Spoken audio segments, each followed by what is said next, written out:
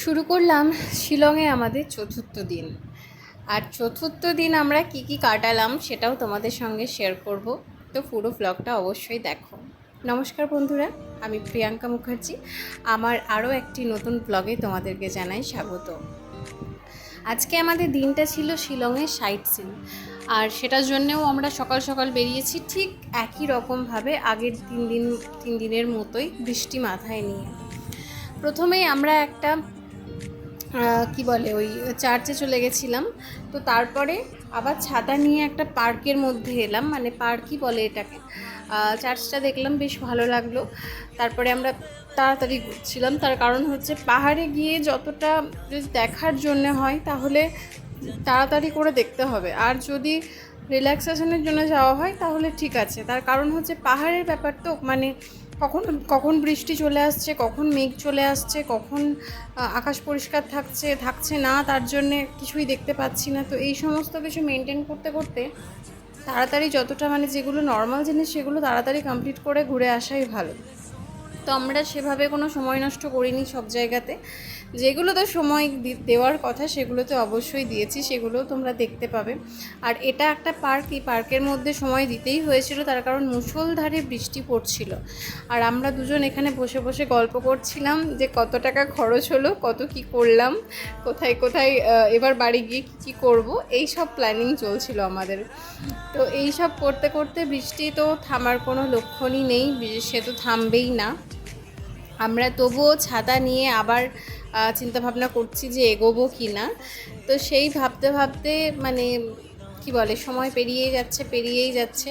তো আমরা একটু নিজেদের মধ্যে গল্প করে নিয়ে দেখলাম যে না, আর হবে না, এবার যেতেই হবে, কিছু করার নেই, দরকার হলে বৃষ্টি মাথায় নিয়ে চলো। তো এইভাবেই আমরা চলে গেলাম। তো তারপরে দেখো আকাশটা কিন্তু ঠিক আবার কিছুটা গিয়েই পরিষ্কার হয়ে গেছে। চা বাগানে গিয়ে সেখানে আর এতটা বৃষ্টি পড়ছে না। তো সেখানে গিয়ে বেশ আকাশ পরিষ্কার হয়ে গেল এবং খুব সুন্দর ঘুরলাম ওই জায়গাটা। এই চা বাগানটাও ভীষণ সুন্দর ছিল, এটাও শিলংয়ের মধ্যেই, শিলংয়ের বাইরে নয়।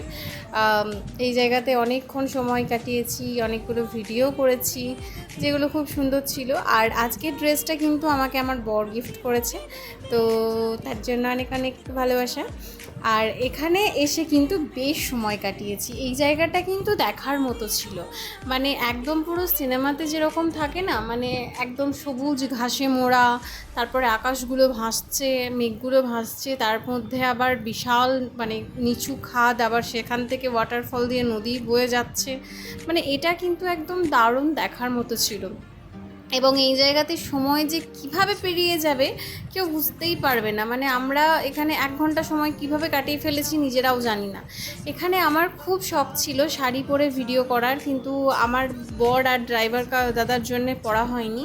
ড্রাইভার দাদা বললেন কি, তুমি এখন যদি তুমি শাড়ি টাড়ি পরে আসো, পাহাড়ের ব্যাপার তো, তুমি যদি পরে টোরে যাও তাহলে সেখানে সমস্যা হবে, তো নর্মাল জামা কাপড় পরাই ভালো। তো তার জন্য আমাকে এটা পরতে হয়েছিল। কিন্তু এখানে আসার পরে আমার যে কী আফসোস হয়েছে, মানে আমি প্রচণ্ড আফসোস করেছি যে আমার খুব ইচ্ছে ছিল এরকম একটা জায়গাতে লাল শাড়ি পরে আসার, কিন্তু সেটা আমি শাড়ি টাড়ি সমস্ত কিছু নিয়ে এসেছিলাম, কিন্তু ওই যে বললাম আমার বর আর ওই দাদা ভাইটার জন্য আর পড়া হয়নি। এই জায়গাটায় আমি এখনও এডিট করতে গিয়ে আফসোস করছি। তবে হ্যাঁ, এরকম কোনো আর একটা জায়গায় গেলে আমি অবশ্যই পরবো।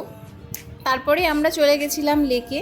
এরপরে হচ্ছে আর সেরকম কোনো ভিডিও করিনি, সেখানেও হয়ে গেছে আমাদের। আর পরের দিন ছিল আমাদের বাড়ি ফেরার পালা, তো তার জন্য সেগুলো একটা মানে ব্যবস্থাপনা ছিল যে সমস্ত কিছু গোছগাছ করতে হবে, করতে হবে। তো এই একটা ব্যাপার তো থেকেই যায়। আর এরপরে আর তো কোনো ভিডিও করিনি। আর তারপরে আমরা ফিরে আসছি আবার আমাদের ওই বস্তা পচা গরমে। ফিরে আসছি কি, চলে তো এসেছি, আর এই বস্তা পচা গরমে সত্যি কেমন আছি, কি করছি সেটাও তোমাদের সঙ্গে শেয়ার করব।